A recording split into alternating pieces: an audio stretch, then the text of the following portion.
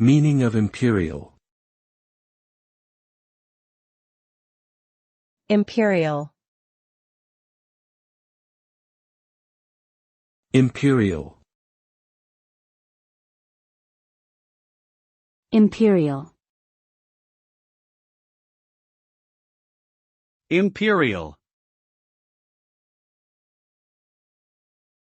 The term imperial refers to something related to or characteristic of an empire, which is a large political unit comprising multiple territories or nations under a single ruler or government. It often conveys ideas of power, dominance, and control. For example, imperialist policies seek to expand the influence of a ruling power beyond its own borders.